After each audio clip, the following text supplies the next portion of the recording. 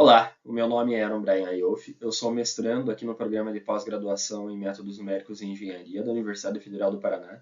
Meu orientador é o professor Dr. Roberto Carlos Moro Filho, na linha de pesquisa dinâmica dos fluidos computacional. Eu venho, através desse vídeo, apresentar o modelo matemático e alguns resultados preliminares da minha pesquisa intitulada Análise do escoamento de fluidos e da transferência de calor em tubos de calor preenchidos com camadas porosas, referente à validação do trabalho individual 1. Coletores solares são dispositivos projetados para converter a energia solar em calor. De modo geral, eles são compostos por um duto que promove a absorção e transporte de energia solar através do escoamento de um fluido de trabalho direcionado a um tanque de armazenamento. Diante de crescentes preocupações com a sustentabilidade, eles representam uma significativa área para o desenvolvimento de fontes de energias renováveis.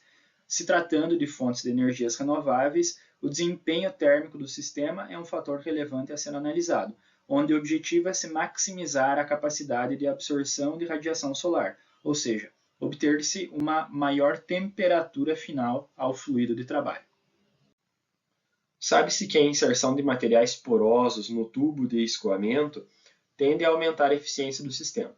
Assim, esse trabalho se propõe a analisar o escoamento de fluidos e a transferência de calor em um tubo com diferentes espessuras de camada porosa adjacente às paredes do tubo. Ou seja, esse trabalho objetiva não apenas analisar um tubo totalmente preenchido por material poroso, mas também realizar análise da inserção de variadas espessuras de camada porosa no tubo de escoamento. Desse modo, os objetivos são apresentados aí do 1 ao 4, sendo o 1 o objetivo principal, que figura como modelar um tubo de calor preenchido e parcialmente preenchido com material poroso.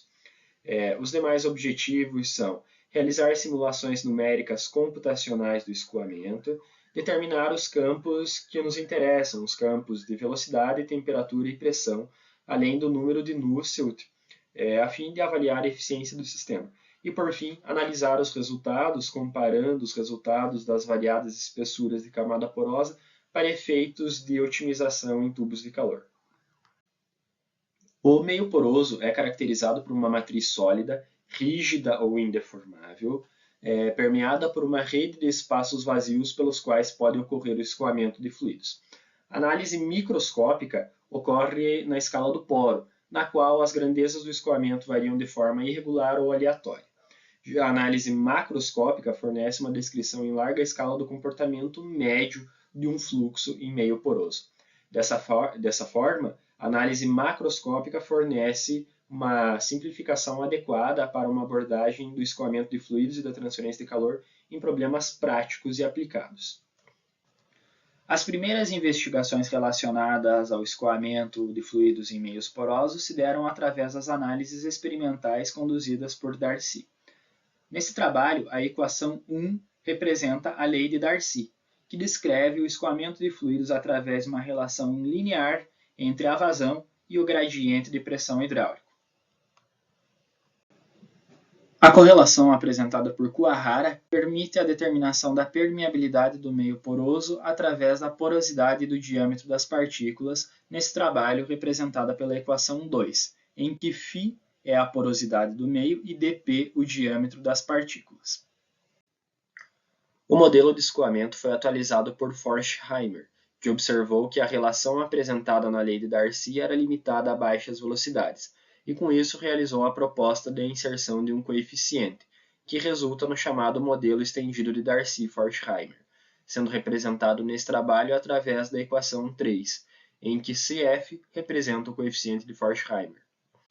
Por fim, Brinkmann sugeriu, entre outras atualizações, a inserção da viscosidade efetiva do meio, sendo representada neste trabalho pela equação 4. Nesse trabalho foram adotadas as equações da continuidade e da quantidade de movimento, além do modelo de duas equações para energia, sendo uma equação para energia da fase sólida e outra equação para energia da fase fluida, considerando o modelo de desequilíbrio térmico local.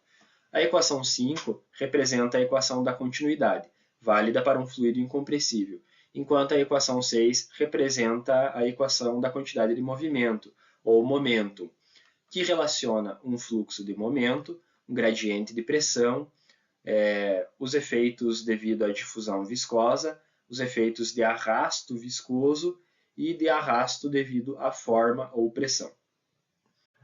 O modelo matemático de duas equações para energia é representado pelas equações 7 e 8, em que as variáveis com índice F representam coeficientes para a fase fluida e com índice S para a fase sólida. Neste trabalho foi adotada uma malha uniforme para a discretização das equações pelo método dos volumes finitos, sendo utilizado o método Simple para o tratamento do acoplamento de pressão-velocidade. Foi considerado escoamento em regime laminar em um tubo com diferentes espessuras de camada porosa, variadas ao longo das simulações.